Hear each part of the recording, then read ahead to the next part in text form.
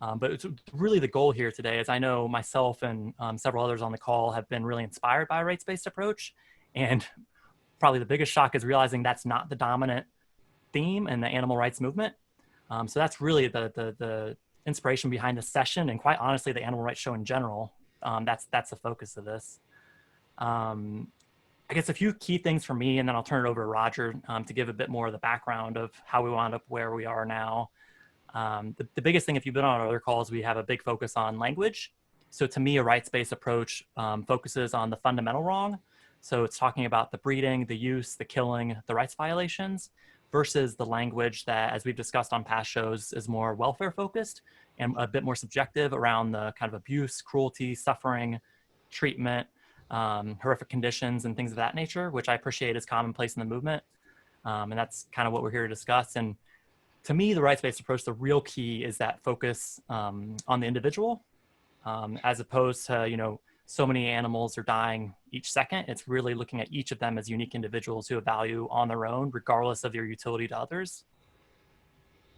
And I think with that, Roger, if you're ready to go ahead and some prepared remarks around how did we wind up with the animal movement focusing on animal welfare versus the fundamental wrong, animal rights? I'll leave you with that question. Yeah, well, I like the idea of prepared remarks. Jotted down notes is more the case, really.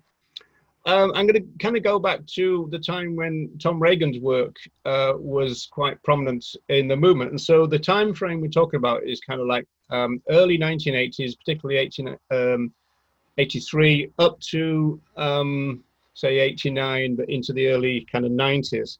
And in particular, there was two animal rights marches in Washington, and that was 1990 and 1996. And they were quite significant in the sense that in 1991, the estimated attendance was between 25 and 75,000 people. The actual organizers pitched it at 55,000. People like Tom Regan put something like 60,000. Some people claim 75,000. And the police said 25,000. They always tend to minimize it. And then there was a repeated march in 1996, and the attendance was really, really low on that.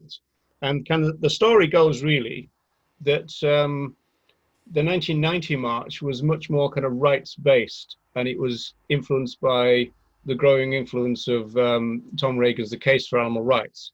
So Regan writes The Case for Animal Rights in 1983, and then you've got a whole series of things that develop his position throughout the 1980s. And that culminates really in a talk called Sword of Justice, which was 1988, where he talks about himself being an extremist and all that. And that's online if you look up Tom Regan, Sword of Justice speech.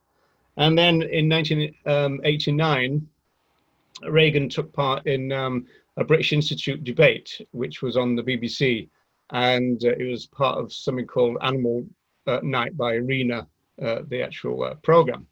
And they won the debate. And the interesting thing about that, from a rights-based position, is that Tom Regan was there, Richard Ryder was there, and Andrew Lindsay was there. Peter Singer, not being a rights person, wasn't there in terms of on our side. So that's the general kind of context. In terms of what Jeremy said, an animal rights movement wouldn't sound the same as our movement sounds. Our claims making would be different.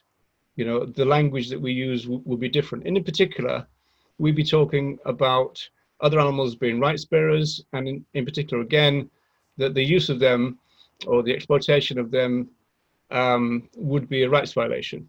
Now, that's not the language of the current movement. In fact, if you go through any of the national group leaflets and literature, if you go through any of the films, you're probably not going to find those phrases. You're going to find phrases like animal suffering, cruelty to animals, and even things like have mercy for animals, this kind of stuff.